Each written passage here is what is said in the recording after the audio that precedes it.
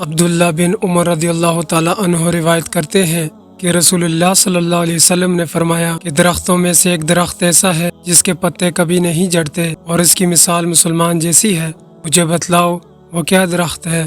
لوگ جنگلی درختوں کی سوچ میں پڑ گئے اور عبداللہ بن عمر کے دل میں آیا کہ میں بتلا دوں کہ وہ کھجور کا پیڑ ہے۔ عبداللہ کہتے ہیں کہ پھر مجھے شرم آ گئی اور میں چپ ہی رہا۔ تب لوگوں نے عرض کیا، یا رسول اللہ، آپ ہی خود اس کے بارے میں بتلائیے۔ آپ صلی اللہ علیہ وسلم نے فرمایا، وہ کھجور ہے۔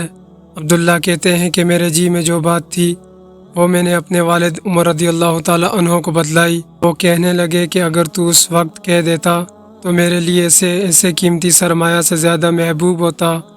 صحیح بخاری حدیث نمبر 131۔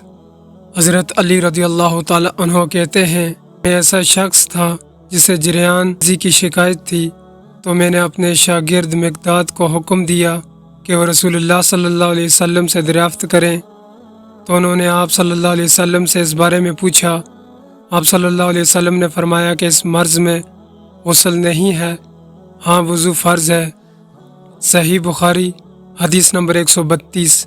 ایک مرتبہ ایک آدمی نے مسجد میں کھڑے ہو کر عرض کیا، یا رسول اللہ، آپ ہمیں کس جگہ سے احرام باندھنے کا حکم دیتے ہیں؟ تو رسول اللہ صلی اللہ علیہ وسلم نے فرمایا، مدینہ والے ذوالحلیفہ سے احرام باندھیں، اور اہل شام جوفہ سے، اور نجد والے قرن منازل سے۔ ابن عمر رضی اللہ تعالیٰ عنہ نے فرمایا کہ لوگوں کا خیال ہے کہ رسول اللہ صلی اللہ علیہ وسلم نے فرمایا کہ یمن والے یلملم سے احرام باندھیں، اور ابن عمر رضی اللہ تعالیٰ عنہ کہا کرتے تھے کہ مجھے یہ آخری جملہ رسول اللہ صلی اللہ علیہ وسلم سے یاد نہیں۔